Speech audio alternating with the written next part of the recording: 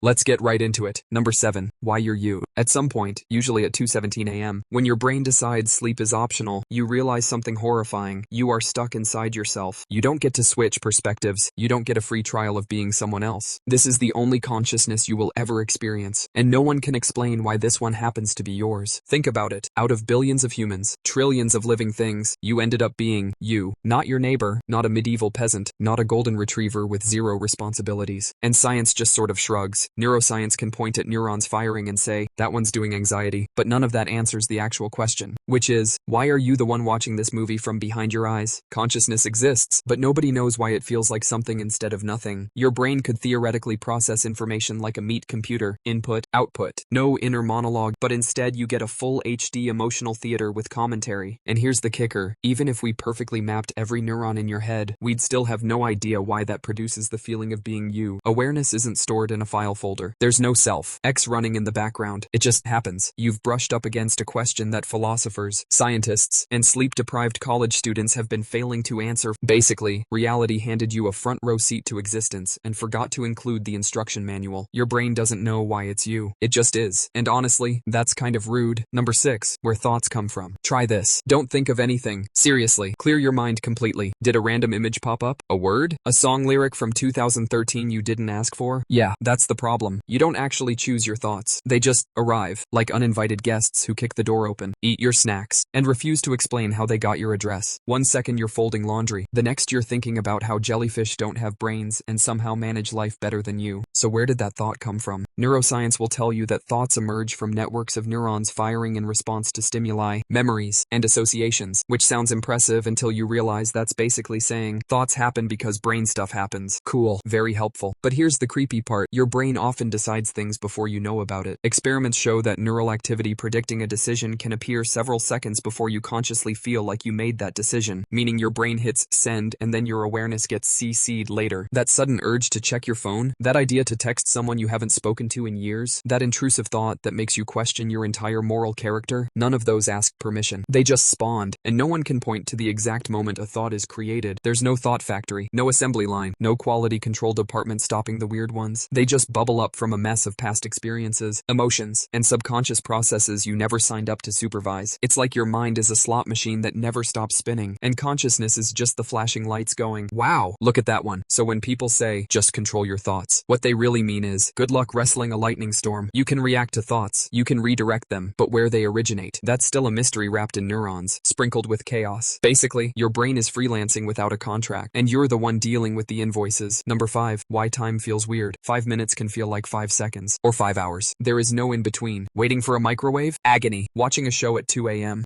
Suddenly it's tomorrow. Time, as it turns out, is a suggestion. Physicists can measure time with atomic clocks so precise they'll shame your entire concept of punctuality. But your brain? Your brain measures time based on vibes, emotional weight, novelty, how bored you are, how much you'd rather be doing literally anything else. That's because your brain doesn't experience time directly, it reconstructs it after the fact. When something new or intense happens, your brain records more data, so when you look back, it feels longer. When things are repetitive, your brain compresses the memory like a low-quality ZIP file, and suddenly an entire month feels like a skipped cutscene. This is why childhood felt endless. Everything was new. Every day was a sensory assault. Now, you've seen chairs before, you've eaten food before, your brain is on autopilot. Physics suggests all moments might exist simultaneously, like a DVD menu where every scene is already there, but your brain insists on playing them one by one, with dramatic pacing and occasional buffering. Even worse, your perception of now isn't actually now. You're living slightly behind reality at all times, like a biological live stream with minor lag. So when you say, time flew by, what you mean is, my brain didn't bother saving the receipts. And when you say, this is taking forever, what you mean is, number 4, why dreams make sense while happening. In dreams, you accept a lot of nonsense. Flying, normal. Teeth falling out?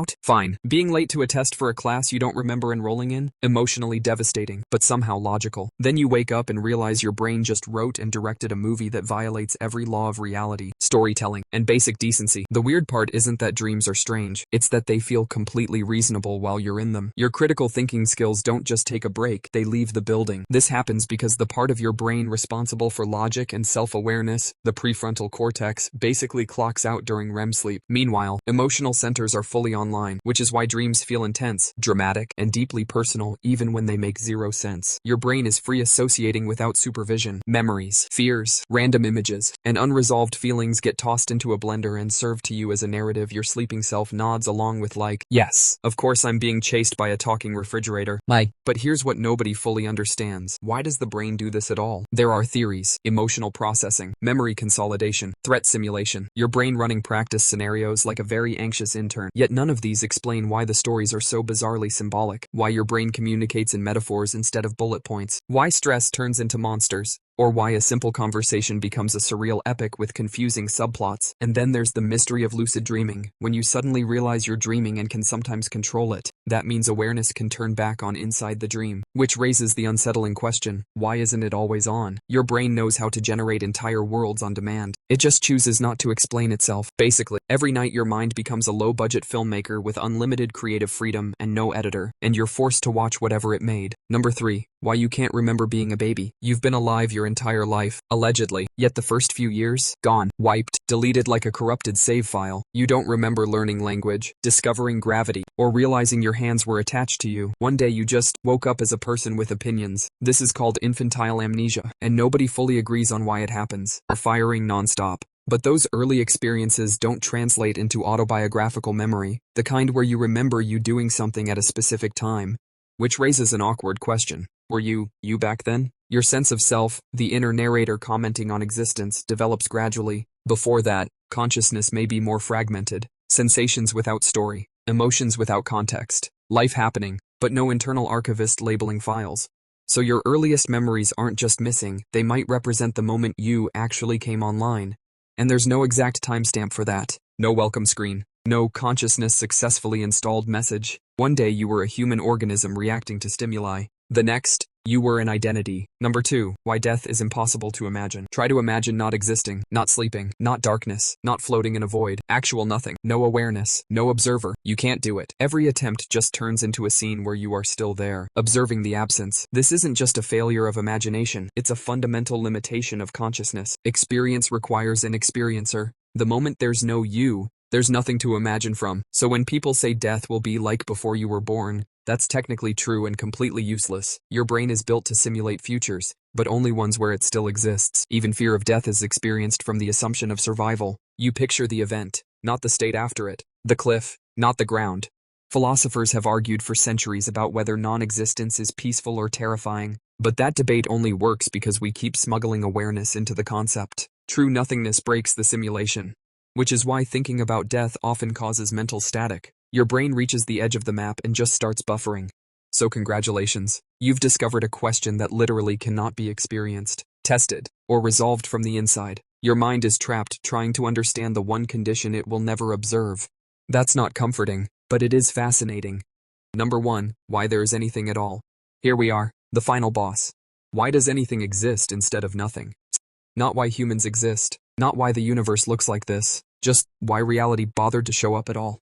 Science can trace events back to the Big Bang. Physics can describe how matter behaves. Cosmology can model early moments of the universe with terrifying precision. But none of that explains why there was a universe to begin with. Why isn't there just nothing? No space, no time, no laws, no questions. Instead, there's everything. Galaxies, particles, consciousness. You watching a video about this instead of doing something productive. Some theories suggest the universe popped out of quantum fluctuations. Others propose multiverses, cycles, or mathematical inevitability. But every explanation quietly assumes something already existed to make it possible. And asking what came before that just creates an infinite chain of, okay, but why that? At some point, explanations run out. You hit a wall where logic shrugs and philosophy starts sweating. This is the question that breaks people. That's all for today. I'll be making similar videos in the future. Subscribe to see them.